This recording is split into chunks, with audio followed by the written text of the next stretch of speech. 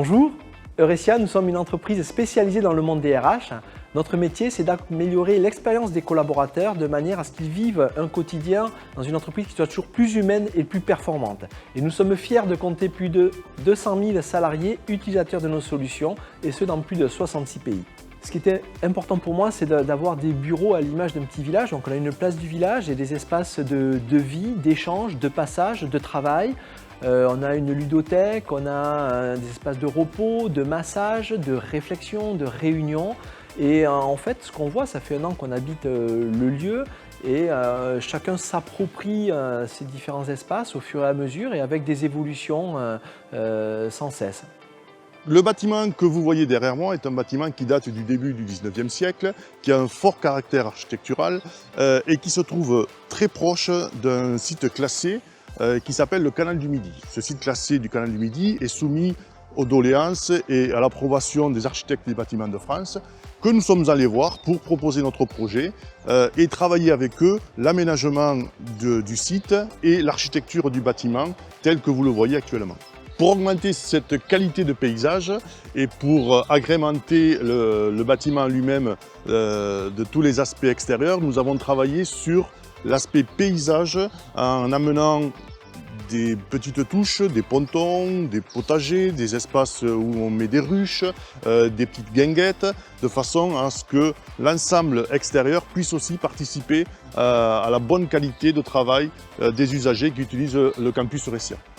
Pour améliorer les flux piétonniers et cyclistes et pour continuer ce qui a déjà été fait le long du canal du Midi, nous avons aménagé des pistes cyclables, des voies douces pour amener à l'espace naturel autour du campus Eurecia et pour que les usagers et le public puissent tranquillement et en toute sécurité accéder au bureau du campus Eurecia. Donc chez Eurecia, on a créé 2 types d'espaces, les espaces foyers et les espaces passerelles. Ici, nous sommes dans un espace passerelle dans lequel les salariés peuvent venir se retrouver soit pour de la convivialité et boire un café, soit également pour se mettre au travail en petits groupes. Les espaces foyers sont plus reliés à l'activité d'Eurecia avec les différents services.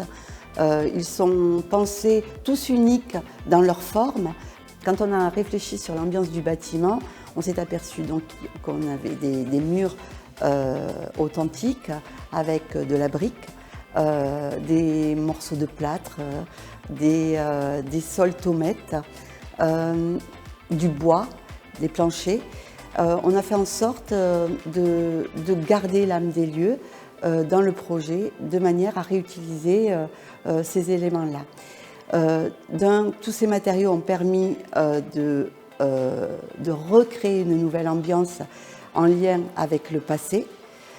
Et d'autre part, on a eu une action dite environnementale puisqu'on a fait du recyclage, de la réutilisation, de la rénovation et on a limité les déchets. Donc les surprises, ce sont des petits visuels, des petits effets matière qui sont dans les espaces parsemés, que l'on rencontre ou l'on ne rencontre pas et qui sont là pour inviter à la contemplation et à la créativité. Le chauffage et la climatisation sont réalisés par une installation DRV Mitsubishi électrique à récupération d'énergie, ce qui veut dire qu'on peut faire du chaud et du froid simultanément dans les pièces.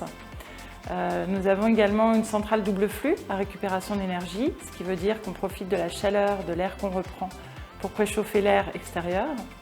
Les salles de réunion sont gérées par des systèmes avec détection de présence CO2, donc les équipements s'arrêtent quand les salles sont inoccupées. Ils pourront être raccordés dans le futur sur une GTC si le maître d'ouvrage le souhaite.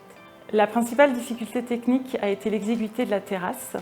Nous avons dû mettre en œuvre les unités extérieures dans un espace réduit et encaissé.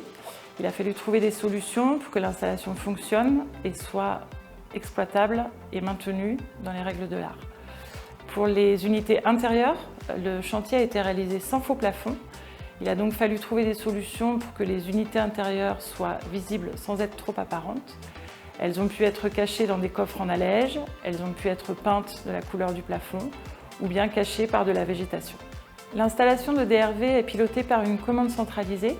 Cette commande permet de gérer les différentes unités intérieures, gainables, allèges, cassettes et les boîtiers répartiteurs qui sont dans les circulations et qui permettent de gérer le chaud et le froid dans les différentes pièces.